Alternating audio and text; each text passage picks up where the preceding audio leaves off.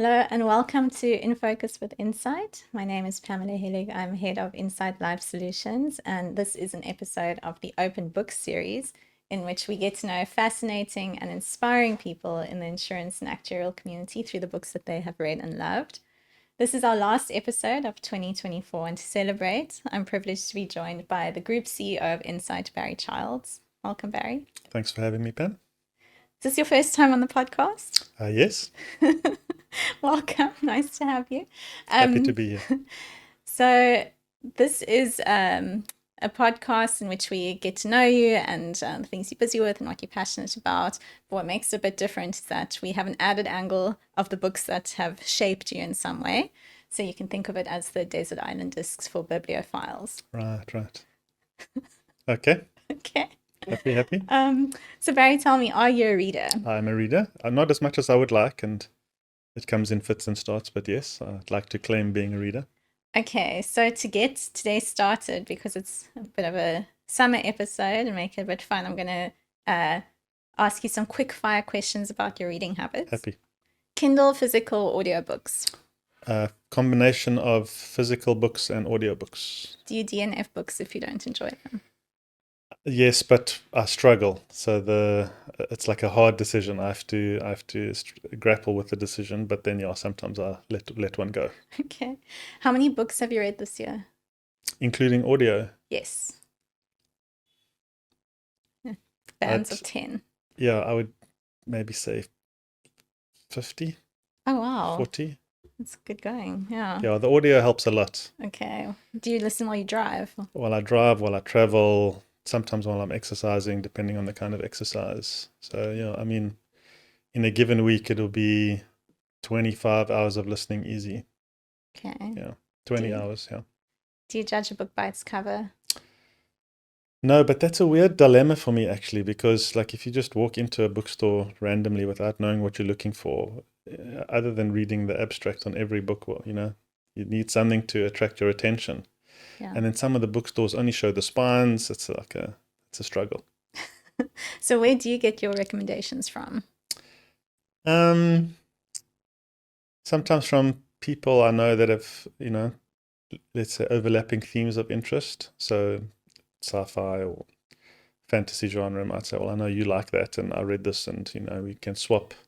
And then sometimes you find, that you haven't come across like a series of books that someone else has read that you really enjoy and that sets you down that pathway. Sometimes the Goodreads algorithms or Audible algorithms, will put up something interesting and then you have to decide whether to try something new or carry on in a series. And sometimes, just some exploration, looking for things, like, searching for a good new series if I've finished a series. I like a series. Okay. Yeah. Yeah, I think we'll talk about that today. So you use the Goodreads app? Like off and on, not especially. If it's something new and I'm not sure about, I might go and have a look and, see what the ratings are, what some of the comments are. Okay. And who do you discuss books with, if anyone?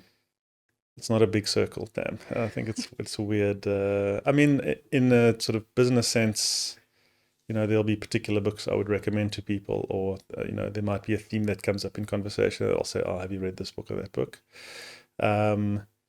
But then I tend to have like non-overlapping circles. Like some of the books I like, certain people will like, and that might come up in conversation. And then other books like are not interesting to them at all, and vice versa. So it just depends. Okay. And some people don't read. So then you don't talk about books at all. Yeah, non-readers hate talking about books or Yeah, it's hate like being... weird. How could you Yeah. waste your time doing that? Yeah. It's like listening to people talk about sport. Something like that, yeah. Do you sniff books? I don't know what that is. Like literally. Yeah. No, I don't do that. Okay. I'm sure maybe that's a thing. I don't do that. Yeah, neither do I. Who would you say is your favorite character in literature? Wow, that's a great question. It's hard not to go with the iconic characters, actually. What's the reason sort they're of- iconic? Yeah. The Gandalfs of the world from Lord of the Rings, probably those kind of characters. Hard not to go with one of those. What's your favorite book to movie adaptation? Blade Runner, probably. Okay, and Yeah, that's a little obscure. who Yeah. wrote Blade Runner? Actually, I would say, can I recant? I would probably say the current Dune movies are I Okay. think, the extraordinary adaptations of the books. What's your favorite bookshop in the world? Any bookshop where I can find the branded moleskin notebooks, which are like Okay. a vice for me. Um, there's a beautiful, beautiful bookshop in Maastricht in Netherlands where my daughter's studying. That's like a chapel with the stained glass. It's not a lot of Oh, English books wow. there, unfortunately, but it's nice to walk around. Yeah. But I'm not fussy. I'll walk into any bookshop, second-hand bookshops. There's a really nice bookshop at Peregrine. That's a bit of an undiscovered thing for a lot of people. Peregrine Farm Stall Okay. on the way to Elgin. But yeah, wherever. Bargain Books, Woodsworth exclusive. I'm not really fussy. Do you annotate your books? No, not really. Maybe a dog ear on something I might want to come back to, but not really annotated. Okay. And what's the last book that made you laugh out loud? Busy reading a series of books by Robert Galbraith, who is J.K. Rowling's pseudonym of a detective in London. And they're quite heavy and dark, but the writing is extraordinarily good, and there's some humor thrown in there, which has caused me to laugh a couple of times. Okay. Yeah. And that was going to be my last question, but I have another one. If you were to write a book, what genre would it That's be? a great question. It also sits in the back of my head all the time. I think you're also a aspiring writer. I wouldn't even say I'm aspiring. I'm like a wannabe. If I had to choose to be successful in one thing, it would have been to write an amazing book. Yeah. It's not so easy as it turns out. What genre? I would probably I would, What topic or what subject? Whatever you've thought about. yeah, I don't know. So it could be many things. I mean, it would probably be fiction because I'm not sure anybody would want to hear from me on non-fiction things, but probably be fiction and probably be in one of the genres I like, which are like international spy things or sci-fi or fantasy, one of those. Hard to say. Don't know where to get started. Maybe that's the problem. Thank you for that. I have more, but I'll spare you. How would you sum up 2024? It's been a wild ride of a year in at every level you could think of. I think at a global level, like sea changes in politics and chaos and wars and volatility, in the actuarial sense. Locally similar, we had a wild ride politically, economically, etc. One level down for me would be insight, which takes up the bulk of my time. And that's been also a crazy ride for us. Like lots of growth, lots of excitement, lots of new things. Running a business is not without its challenges, but overwhelmingly positive experience. This is our 10th year, so we're celebrating Insight's 10th year of existence this year, which is also very exciting. And yeah, personally, been a great year. Family are great. Yeah, can't complain. Okay, good. And what are the things keeping you busy at the moment? Yeah, what's keeping me busy is Insight has grown into a meaningful employer, meaningful business. We're at about 100 people now, and lots of moving parts, that need attention, different things every day, which is what makes it exciting. Lots of opportunities. Everywhere I look, there's opportunities. And my main problem is what they taught me in Economics 1, which is opportunity cost and having to make trade-offs and decisions, which, I would just like to do like 10 things all at the same time, but it's difficult to do that. That keeps me busy, day to day, looking after each of the divisions, or not looking after, but getting involved where I'm needed in each of the divisions. And yeah, my kids are sort of late teenage. My eldest one is, well, she's 20, turning 21, so she's studying overseas. That requires a certain amount of attention. Second is 17, going into matric, so that takes a certain amount of attention. And my youngest is 15, going into the subject choice here, so that requires a certain amount of attention. So yeah, it's a lot. Trying to stay healthy and fit along the way. It's a lot. Yeah. Are any of them budding actuaries in your No. children? No. I was gonna say fortunately, unfortunately, I don't know which is the call, but yeah, they've not leaned that way. Okay. What's the first book we're going to talk about today? So I want to break with your tradition, Pam, if you don't mind. Oh, I'm sorry. So yeah, I let's came go with with it.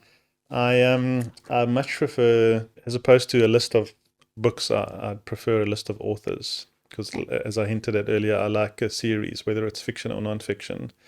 Like I try to, if I find a fiction book, there's got to be like 3 or 4 that I, will spend time on. Maybe even, one a year. In some of these series, these characters go on for a very long time.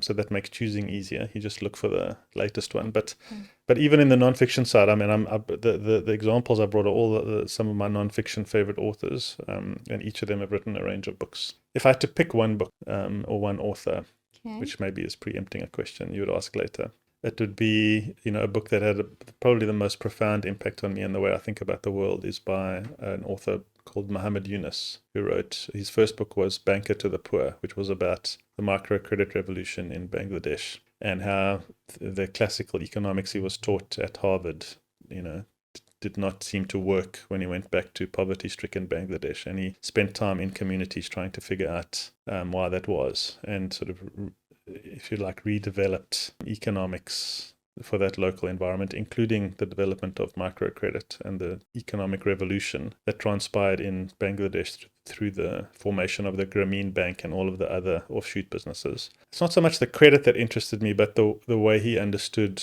what was keeping people in poverty and how to overcome that, and how and the faith in the human spirit that he showed when he helped people start little businesses and emancipate themselves once you could figure out what was keeping them in the poverty trap. But it really just opened my eyes to thinking about things, the world and inequality and those kind of things in a different kind of way. Has that have influenced your work in social determinants of health and that kind Yeah, of thing? yeah. So, we often look, I mean, as much as insight is in other lines of business, now my background is healthcare. And, we often get, from an actuarial point of view, we get, taught the health insurance principles and, risk pooling and risk stratification and risk adjustment and solvency and all of those kind of things. But the bigger picture of health and the much bigger driver of health is the so-called social determinants, which is a massive issue in South Africa where we have such high levels of poverty. So can't expect people to be healthy when they barely have enough food to eat, they don't have housing security, they don't have job security, and those kinds of things. So it's just, I think it's important to understand the broader context of the environment you're working in.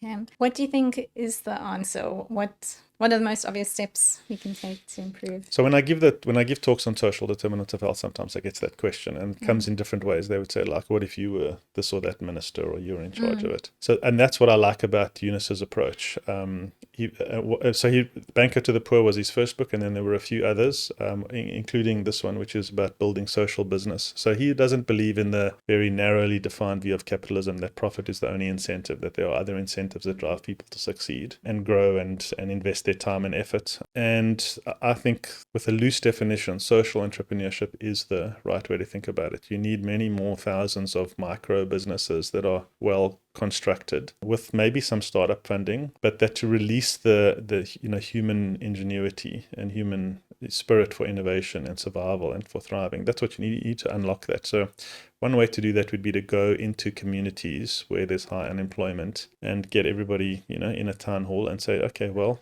what skills do you have? What can you do? This one can bake, this one can do carpentry, this one can do whatever, and help them think about how to translate those skills from what would in South Africa be the informal labor market into micro businesses. And you can do that at scale.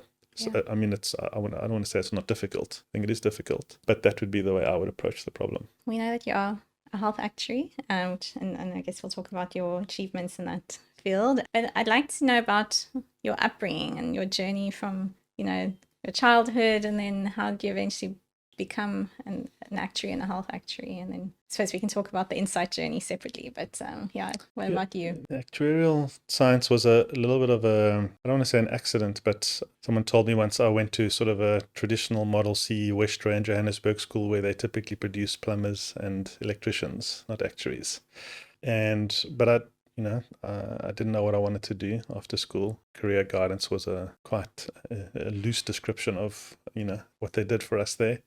There was no ad maths program or anything like that, that you find in some other schools. So went to university basically as a continuation of school, not knowing exactly what I wanted to do. So I did physics, chemistry, biology, and math in first year, sort of majors across the board just to see what happened, or what would stick, what would be interesting. And through the math stream got exposed, through each of the different subjects got exposed to, engineers over here and medical students over there. And on the math side got exposed to some of the engineers, actuarial science people and accounting. And there was enough time to go and, hop in and drop in other lectures. And I think it stuck, There were some confluences of events that sort of nudged me in that direction. Yeah, that's eventually how I did actuarial science. I would say I was an academic underdog there, at least at Weren't we varsity. all? By the time I got to honors, the guys that were still there doing honors, because the attrition rate is high, as you know. Yeah, definitely an underdog. But, I think with, grit and compensating hard work for academic underdogness, you get there in the end. And then health was also incidental, I suppose. I'd done some VAC work at varsity for a healthcare firm. When I got out of varsity, took whatever job was available, which was a year of pensions, which I didn't especially enjoy. And then the doctor that I'd done some VAC work for called me about a year and a bit later to say they needed someone at then Liberty Health. Now, this is going back into 2002, so a long time ago. And yeah, that was my jump into healthcare, and I've been there ever since. What's the next author we're going to talk about? The next author, well, they're in no particular order. The next order would probably be Walter Deming. Okay. So he is commonly regarded as the father of quality improvement theory in the world. He is an operations research scientist, and his ideas were not well received in the United States. One of his books was called Out of the Crisis. There was a sort of manufacturing crisis, high cost and poor quality, for example, in the motor vehicle industry in the US, around the time he was developing these ideas, and these ideas were not well received. And he took them to Japan. Okay. And, it's credited as being instrumental in the quality revolution in manufacturing in Japan, whether it's, vehicles or electronics or whatever, because the way of thinking about quality and quality as a goal to strive for was a marketing benefit on its own, reduced costs, etc. And there were many benefits to that. But he then developed his ideas sort of philosophically into a way of thinking about business and systems, and how to think about looking at systems, collecting data, understanding the variation in a system, not overly penalizing individuals in the system when variation is a function of the system, not the individual, or poor performance. So we often call poor performance on an individual without understanding that it's a function of the system that they're in. And one of his quotes is that a bad system will beat a good person every time. So that started to help me think about, and it's one of the things I like about healthcare, as opposed to the other lines of financial services, is it's a whole system, integrated, complicated system with efficiencies and inefficiencies and dependencies and constraints and all of those kind of things. And so his work was some of the first work I read that helped me sort of shape the way I think about those kind of things. How have you applied his thinking or his principles to your work? I'm not like a direct application kind of guy. The way I Yeah. think about those kinds of things are, you read interesting ideas and they sort of go and sit in your subconscious, and then you read more, and that, dots are joined and ideas sort of coalesce, and it just informs the way you think. Like he was famous for having, I can't remember if it's 12 or 14 principles. So it's not like I have them stuck on the wall and I'm like, okay, well, this principle applies here and there. But certain of the ideas stick, and I think you tend to apply them more subliminally than specifically. So I'm not diligent like that.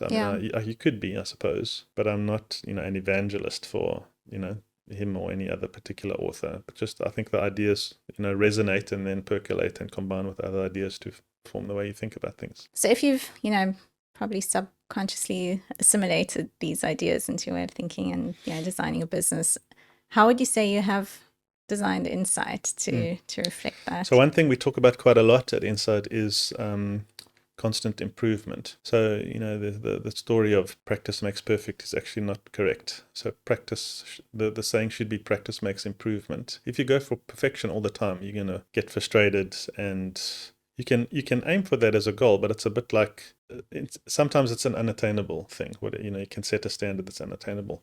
What's a much better approach is to strive for constantly improving. So we do that in a bunch of ways at Insight, from a training point of view, from encouraging, there's training we provide at a group level, but we do a lot to encourage individuals to hone their own skills, give a lot of feedback internally to say, well, this is an area for improvement, or we a senior might be in a presentation that a more junior person is giving, and they'll give them feedback. So we have a lot of mechanisms for internal feedback, and with an emphasis on improvement. That comes with some challenges, which is, if you have a sort of constant improvement mindset, you tend to focus on the things that need improvement, as opposed to, you mustn't fall into the trap of, not celebrating the things that are also fantastic. So it's a little bit of a balance there, but definitely the one of the ideas of, an improvement mindset, an improvement cycle, and improvement science, and feedback in the group, and making sure you get feedback from all levels of people in the firm is super important. It's not a top-down kind of approach. You need feedback from everybody. 10 years of insight. What would you say are some of the leadership lessons you've learned? Things that have worked well, or mistakes you've made? Yeah, lots of mistakes along the way, but overall, I think we've been incredibly successful and lucky, which is an important, also learning from one of the other authors, is that I think it's a mistake to attribute all of your success to just your own hard work. There's an enormous amount of luck involved, and it's important to give credit for that. I think believing in people is a big part of our success. We try to find the right people. We get it right most of the time, not all the time. Choosing the right people is very hard. But at the end of the day, as much as we also sell services and platforms and other things, a large part of the work is still consulting, and that is a very people-oriented business. And so it's been an enormous joy to give me the highest highs over the last 10 years, working with amazing people and seeing people grow and seeing people develop and, grow into their potential. That's probably my favorite thing. Of course, like I say, you don't get it right all the time. So that comes with some bumps and, mistakes, and, some people don't fit, and, they have to then find their success in other places. But I think that's probably been the most interesting part of the ride for me. And also what I struggled with early on was, that for some people it is a stop along their way, and that in the early days I used to really struggle if someone left. I was like, why would you leave? This is such a wonderful place to work, and we've created this wonderful environment where people can be their best selves and do their best work. And for some people, it's a stop along their way, and for whichever reason, you can take a karmic view of that, and they needed it in their pathway, that might benefit all of us, in the fullness of time. But not all books are long books. Some are short. Some chapters are long and some are short, and that's fine. So if you are in an interview with someone, or you're interviewing someone for a position, are there ways to know if they'll be a good fit or not? Is it gut It's hard. feel? I mean, it's the subtle ones that are difficult to pick up. The obvious ones you try to screen out, early on. You need a certain aptitude. You need a certain disposition. Consulting comes with its own challenges, as opposed to being in a corporate, where you're doing back office valuations or something. So you look for certain traits there. But actually, if you had to look at our people, our sort of 100 or so people, the range of people and personality traits and characteristics is extraordinarily broad, which also tells a story that it's very difficult actually to say. I mean, some of my best hires, like, I had to have a second pass at, because I looked over them the first time because they just didn't sort of resonate initially. And when I went back, then a little bit of extra information came out that didn't come out in the first interview. But some of those people have been with me for over 10 years, and have been extraordinary. So it's very hard, actually. You have to get a gut feel for it, and just be okay with having a good enough batting average. You're not going to get it right 100% of the time, but if you're getting it right 80% of the time, that's okay. An interview, or like asking someone to do a little bit of work, or it's very difficult to tease out. And sometimes problems may only emerge 18 months or 2 years later. So you're never going to pick that up in an interview or looking at a CV. So you have to be okay with that. But like I say, overall, you try to you just want a high enough batting average that. I'm reminded of that Roger Federer quote where he speaks about, he only won 50-something% of all the points he's played. But it's, overall, it still adds up to the right thing. Who is the next author we're going to talk about? So the next author would be, that's a little bit of a cliche, is the Nicholas Taleb books. So I actually prefer his first book, is my favorite of his, called Fooled by Randomness. I read that quite early on in my actuarial career. I think it should be required reading for actuaries. It's a little cliche because I think a lot of actuaries would appreciate his work because it's Yeah, sort of, it's probably been the most popular book on the yeah, podcast. yeah. I mean, it's yeah. I found Fooled by Randomness the most, like, he introduces really nice concepts there, and he was much less arrogant in the way that he wrote, Yeah. and also more succinct. Like his later books, I think each new book got longer and more verbose and difficult to penetrate, or to get through his style of writing. But yeah, I think he's got some really great concepts, and there he talks about, one of the things I remember from his writing, when you ask people, what's contributed to their success, and if they don't include luck in there, then they don't understand survivorship bias and those other kind of concepts, which I think like some key elements in his work are like really help you look at the world in a particular thing. Like survivorship bias, I think, is one of the most important business concepts that is overlooked. You look at successful businesses now and try to emulate them without understanding what their starting circumstances were 10 years ago, 20 years ago. What you really need to understand is all the businesses that tried that, how many succeeded, how many failed, because you don't see the failures because they don't exist anymore. So those kind of concepts, I think, are foundational to the way you think about things. And what about his other books?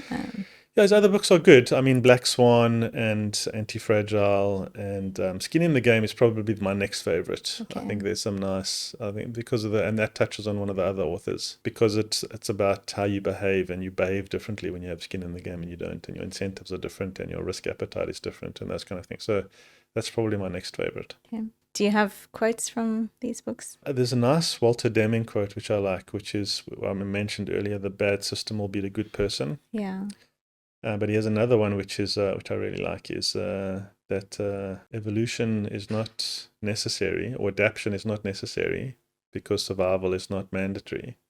And what he's saying there is, you don't have to change with the times and evolve and grow, but nor do you have to survive.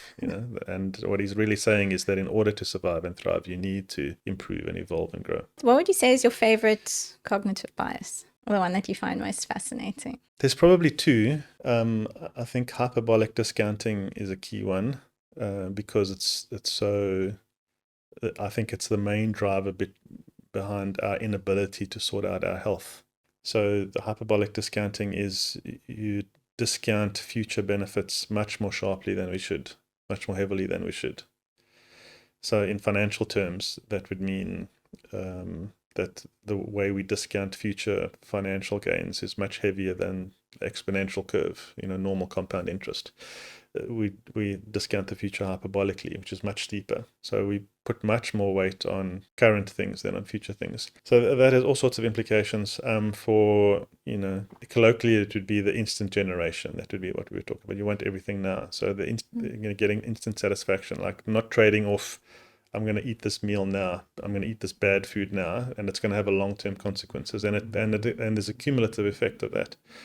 And on the exercise side, it's, I've got to go through I don't enjoy doing this exercise now, but the benefit is in the long term. Now, if you've ever had to watch your weight, which I've had to do and still continue to do as I get older, it's like, it's almost like, changes a little bit. It's not like all of a sudden you get on the scale and you've picked up 20 kilograms. It happens a little bit by little bit. But then when you realize it's too late now, and that's happened over a long period of time. And it's part of this because we don't think about time effectively in our brains. We don't make those short-term and long-term trade-offs properly.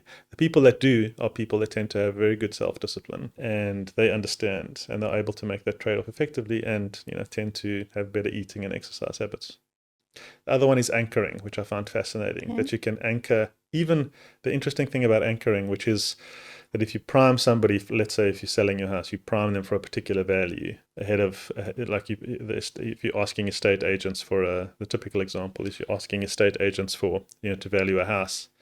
If you do it without prompting, they'll come up with a certain value. If you do it making a certain suggestion, the results will anchor around that suggestion, higher or lower. And even if they know it's happening, and even if it's extreme, even if it's unreasonable, it has an effect. And what I like about that, which is the other author, Dan Ariely, which really is like a pop introduction to, as much as he's written scientific stuff, the books are like pop culture, behavioral science. What I find fascinating about that is we were taught in economics about, the rational mind, and you make these trade-offs and portfolio theory and math, and it's nonsense that people just don't make decisions like that.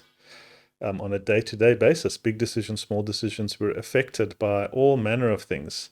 Some subliminal. I mean, that's why marketing is a thing, So yeah, I love that understanding, at least, that we're not always rational.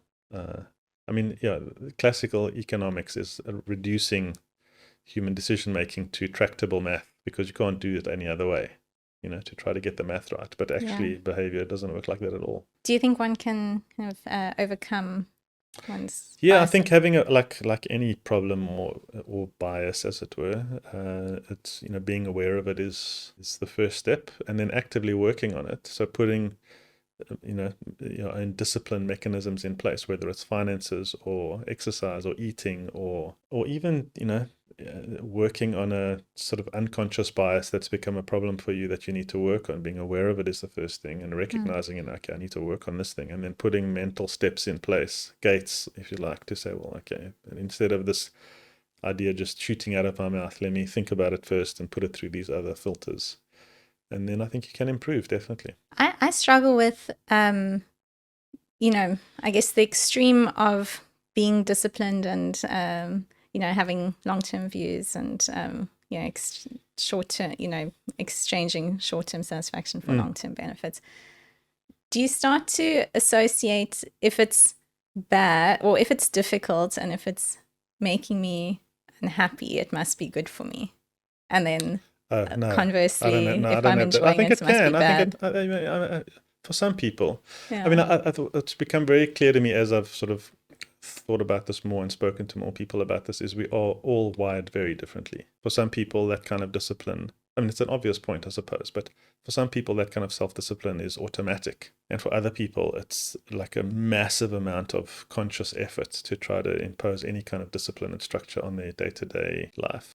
I mean, I would think that would be unhealthy if you started to associate with difficult, painful things as being good for you in the long run. I don't, that would be a bad generalization. Yeah. I'll seek help for that.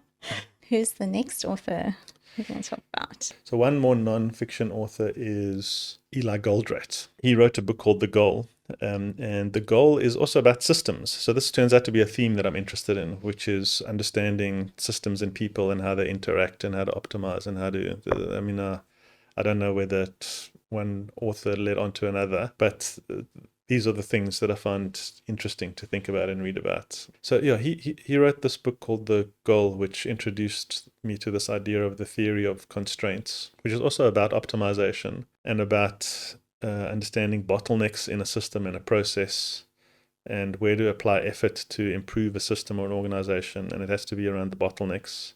Also understanding dependencies, and processes that have dependencies tend to diverge. Anyway, I mean, it's all a little obscure, but these are the kind of things, like not direct application. But what I've often found is, many of these ideas, you'll be presented with a problem in work, in your business, in the healthcare system, or wherever you operate, and there'll be this idea that kind of like it resonates, the problem resonates with something you've read, in these things, and then you think, but this is why this is happening, because the system is structured like this, and therefore this is what you would naturally expect. So yeah, that's where I first came across the idea of, effort for improvement should be at bottlenecks. Otherwise, you're just wasting your time.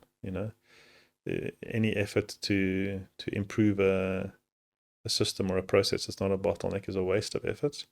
And then understanding the bottlenecks, well, should we be doing this thing at all? Oftentimes, you try to optimize a process, but the first question should we be doing this step in the process at all? Why, can't we just do without it? What happens if we take it out? Does the whole thing fall apart? So that's where I first came across that idea. And then he also, wrote some other books. But yeah, I mean, helped shape the way I think about, systems, people, optimization, those kind of things. What would a typical example of a bottleneck in a consultancy be? If you have like unnecessary bureaucratic processes of approval to do something, Okay. is send out a proposal, send out pieces of work, Now, of course, you need some kind of hierarchy, bureaucracy, you need to maintain quality control, etc. But if those are artificial and or unnecessary, they just slow things down. And when you slow things down, bottlenecks cause friction, they cause frustration, they cause inefficiency. So you have to think about, what is a way to address that problem.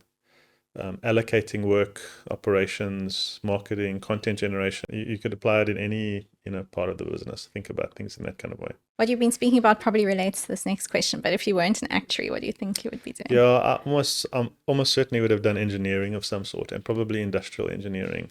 Okay. Which thinks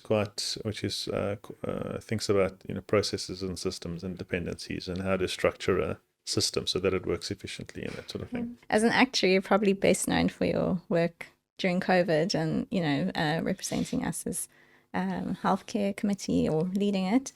What was it like to be in that position at that time? It was a very wild 2 years. I mean, I can honestly, hand on heart, say I've never worked so hard, including starting a consultancy from scratch, or even at big corporate, trying to make a career. During COVID, it was that, and a whole other full-time job almost, dealing with the various business entities and academic institutions, and some limited involvement in chatting to government about getting the public and private sectors to work together more effectively. But yeah, there was, because I mean we weren't in tourism, right? So the Insight carried on. In fact, the demand for our work increased notably during the period. So everybody worked hard, and then on top of that, there was just all of this other actuarial work, for trying to get some reasonable outputs out of a working group, an ASA working group, plus like I say, interacting with various of these other entities. There were many early morning calls and late night calls and stuff like that. I have no regrets. It was a phenomenal growth experience for me, and an opportunity, I think, to give back to the profession, because that was all professional work, if I could put it that way, not commercial work. But it was a very busy time. What was the main output? The model. There were models. There was the model. It's really just a means of thinking about things, and in the end, turned out not to be the main product. I mean, I think we were looked to assimilate research and to help people think about the risks, think about the problems, what to be careful of. There were many mistakes along the way, and again, it comes to this idea of, in the face of uncertainty, you need to constantly reflect and improve all the time. You need to be able to assimilate new information, including conflicting information, make judgment calls, but then learn along the way. The difficulty is, from a policy point of view, sometimes you can be quick to make a decision based on available evidence. But then when new evidence emerges, it's difficult to undo that decision. But neither can you do nothing. So this is the difficulty that many governments faced. They couldn't do nothing. Some overcompensated, some undercompensated. So it was very difficult, very complex time. In retrospect, or in hindsight, and it all feels so long ago now. But how do you think, in terms of COVID, how has your thinking changed from, when you were in the thick of it? Are there any aspects that changed for you? I mean, the really tricky part was there were strong calls to shout louder as ASA, as an organization, and to be more influential and have stronger views and those kind of things. And I must say, I tried very hard not to be that person, that we could be in the room and be a advisor and counselor to some people that were thinking about these things, the bigger decision makers. But I was very wary of wanting to come across as a society or an organization even that had all the answers, when many other people were claiming that they had all the answers, and actually there was an enormous amount of uncertainty. I think what I'm most proud about is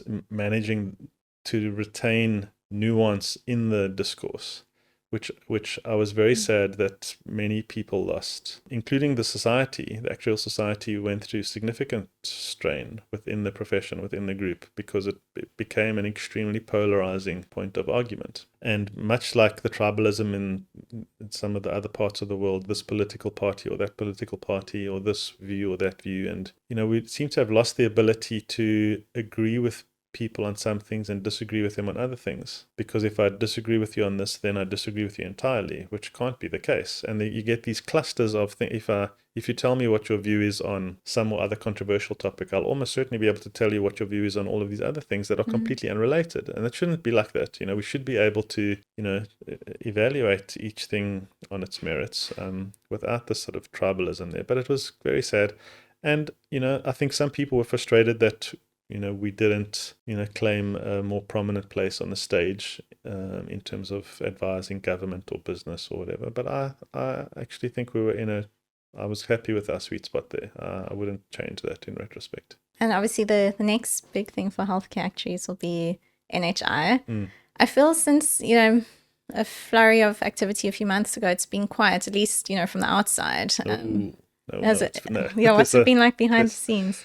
There's an enormous amount behind the scenes. And again, it's a similarly complex topic where we've seemed to have lost the ability to talk with nuance. You can't criticize NHI for fear of, being put in the anti-poor camp, or anti-government. You can't criticize any aspect of it, let me say. I mean, there are things of NHI policy I think that are great, and some things I think that are going to be what I would characterize as the path of most resistance, as opposed to the path of least resistance, and I think will be very difficult to implement if they're implementable at all.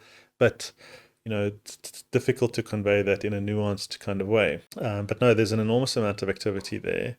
Unfortunately, that's on the legal front. So there are 2 active court cases and about 3 or 4 more that will manifest over the next few months. And I think both the applicants and the government in those court cases are going to be tied up for quite some time in dealing with those cases. Are actuaries involved in those court cases? Not especially, no. So again, it's a similar kind of thing there. I mean, the actuaries involved in some of the institutions that are involved in some of the court cases. But no, I don't think they're not to my knowledge. Okay. Who's the last author we're going to talk about? So the last one is also a bit cliche for actuaries, I think, and it's a fiction author. If I had to pick one fiction author that I could only read his books forever after, it would probably be Terry Pratchett, just because he's got all the mix of the right things in there. A bit of, I suppose, sci-fi, fantasy. I don't have here. You don't have one? I have one in my office. Yeah, and he's I think he's extraordinary. Not as epic tome as Tolkien or C.S. Lewis or those kind of would be some of my other favorites in the fantasy genre. But it's a beautiful thing to be laughing out loud when you're reading, and his wit and his understanding also of human nature. A great fiction author in whatever genre is teasing out some element of human nature that and focusing on that, sometimes making a caricature of it, whether it's a spy novel or a detective novel or a murder mystery or fantasy or sci-fi, whatever. I mean, there are many others. But what I like about Terry Pratchett's writing is there's a social commentary element, there's satire, there's humor, and also that there's a lot of them. So there's 40-something books, and you read them and you can read them in different orders, and there's really rich characters that he develops over time. And I enjoy the way that he writes. So I've always got a smile on my face when I'm reading. It's not so much about the plot and the magical element of it. Or... No. So that's really just his medium. Yeah. So I mean, again, for me, the good authors they use whatever the genre is as the medium to communicate whatever they're communicating. But he's a master at that. I think that stuff is very much in the background, and it's not the star. The genre is not the star, but the characters that he develops and the stories that he tells are the star. Are there any books that stand out for you in the series or in his universe? I mean, some of the storylines, again, there's a series in each of the storylines. So I particularly like the equal rights storyline, which is the sort of the witches. I like I didn't especially like his vampire storyline. I liked his the storyline of the death character, which is another nice storyline. But I think one of my favorite subgenres, if I can say, in his books are his satirical writings on government institutions like banks and the post office and various other things like that. So he writes on he almost it pokes enormous fun at these bureaucratic institutions and the way that they operate and the implications of the way they operate. But yeah, just in a masterful kind of way. When did you get into Terry Pratchett? I would say in the early 2000s, and I'd read a few, but they were my first sort of long-running series of audiobooks. Okay, so Yeah, you listened to when I them. used to, yeah, which were great because if you have a good narrator on audiobook, it also just adds a whole other dimension to the experience. Who narrates Terry Pratchett? And Is it someone I famous? think you can find with a couple of different narrators. I'm not good for remembering the names of the narrators. But yeah, I mean, I would probably say I've listened to more books than read physically, just because of the time in traffic and traveling and that sort of thing. Okay. So John le Carre or like you can you can just line up the series, Yeah. and just keep listening. Where do you see the actuarial profession going in, say, the next 10 years? I mean, there's been some concern about data science and the like encroaching on our territory, but I don't think that's right. I think, I mean, the technical skills are interesting in the data science world, and I think it's the actuary's job to think about what are the best skills available that can help us do our job better. And but I don't think there's anybody really that can do our job the way we do, including AI, by the way. It might help us do it better, but I think the ability to ask the kinds of questions that we ask, I think is quite unique. And the training that we have, I think, is quite unique. Thinking about risk, thinking about things in the long term, thinking about different stakeholders, the professional element, the professionalism element, which, is not part of being a statistician or a data scientist or whatever, but understanding that there's we have a professional code of conduct, like lawyers and doctors and these other things, and there's an obligation and acting in the public interest and all these other rich layers that sit on top of the technical skill, which is often what people focus on. But actually, that our job is to sort of manage that delicate balance between the different stakeholders, policyholders, shareholders, policymakers, as I say, the public interest, and try to allow, and then all of the math that goes into doing that. That is a very unique combination of skills. So I think we'll continue to find new areas where we can apply those skills. But in the areas where we apply them, I think I really am not worried about the threat of any kind of emerging technology. I just think it'll help us do the job better and deeper and richer. I probably wouldn't have been an actuary if it wasn't for Excel. I can't see myself doing the calculations on log tables and things like that. So I think it actually having better tools that you can, I mean, Python and all of these other kind of programming languages, I think just help do the job better and richer and deeper and finer grained and get better answers. But I think the training is invaluable. I mean, I think locally there's been good work on transformation and that needs to continue. I think if we could do more, it would be to reach down further to help people up. So, I mean, there's a long-standing challenge in the quality of math education in South Africa, which is a key input for the actuarial profession. And the society does a lot, but I think the profession more broadly could do a lot. Like we're dabbling with a chess program now, chess in schools, partly because of the success of the chess competition at as a convention. But as a long-standing idea that we've had because of I was going to say correlation, but the causative effect of improved academic results if a school has a chess program. So that's just one example. Is that a thing? Absolutely, 100%. Okay.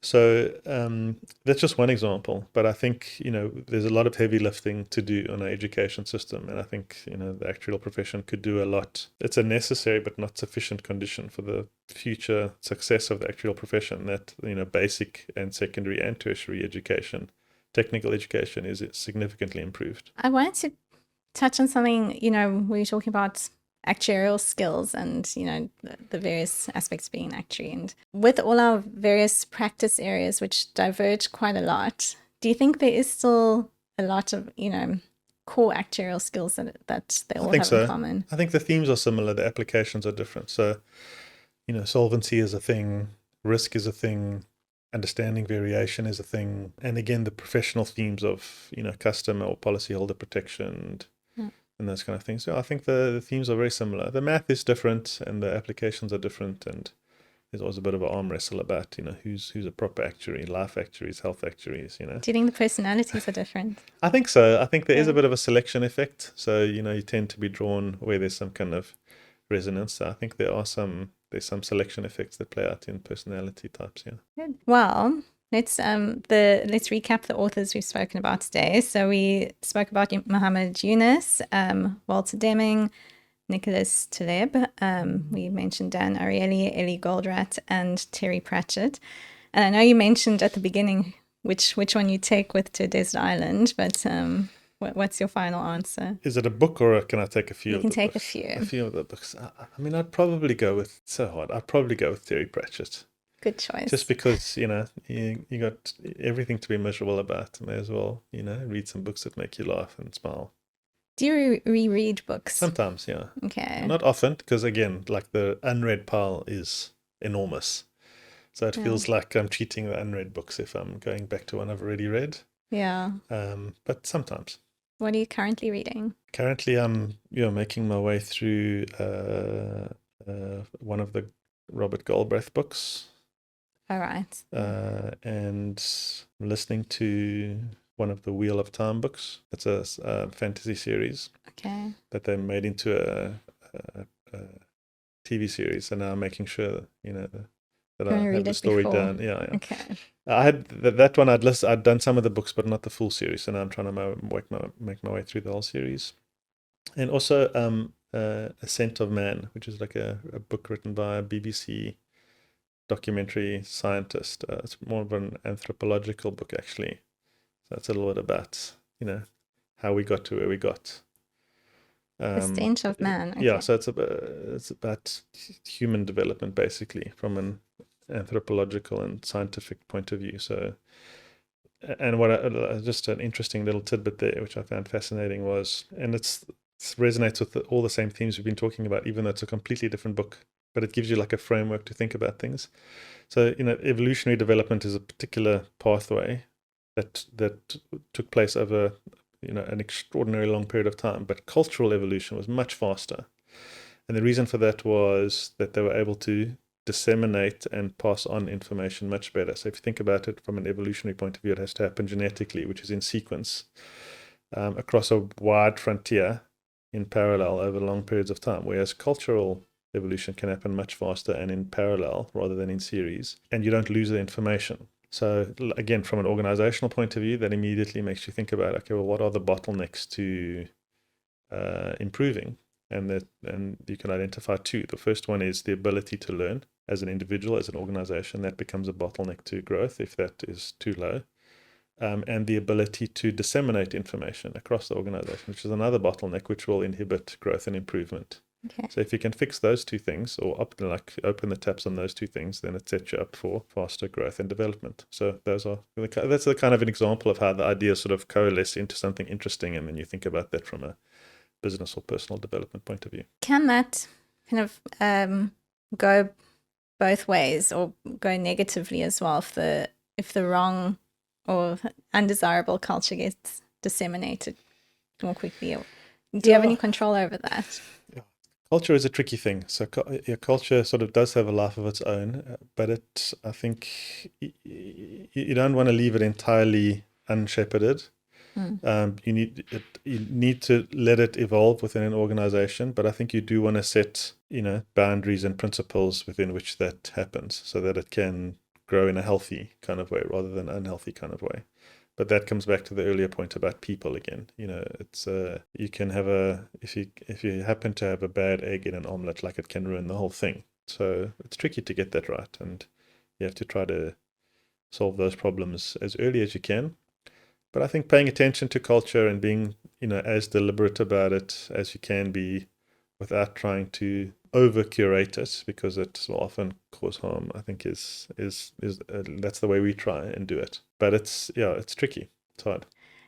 So just before we go, I have a gift for you to say thank you for being on the podcast. I don't know if you've read this book before. Well, let's see. So it's called Invisible Woman by Caroline Criado Perez. No, I haven't read that. Amazing. And thank you. It combines some of my personal interests, which are feminism, and I guess there's a bit of stats and Science human book behavior prize. science. Yes. Yeah. Brilliant. And it talks about how half the population has been excluded from research and data, and how that can have very real consequences. So yeah, I hope you enjoy it. Looking forward to hearing your thoughts when you get around to reading it. 100%. Thank you so much. It actually reminds me of another book I read, which I think was called, what is it called? Half of the Sky, which is Oh yes, I think you've mentioned it to similar. me. Yeah, it's also a similar point about, I mean, women in particular, but many parts of society that have been marginalized historically, and just never mind all of the ethical and moral problems with that, but also what a waste. Like, just that we Yeah. have not managed to unleash all of that potential, aside from all of the, on top of all of the moral and ethical problems. But okay, great. Thank you so much. I Thank look you. forward. Last two questions. Where can people get hold of you, follow your insights journey? All over. I'm on LinkedIn or email at barryc@insight.co.za. But yeah, I'm online pretty much all the time, or And a lot of follow the the time, Insight social media pages. or the Insight social media pages. And what message for 2025 would you like to share with our listeners? I would say my 2025 message would be to be bold. Don't be afraid of what might have held you back in the past. Be bold. I don't want to say take risks. People, that may be the wrong way to characterize it, but don't be afraid. Step forward, step out of your comfort zone, take those steps towards what you want to achieve, and just go ahead and do it. Thank you so much, Barry. It's an absolute pleasure.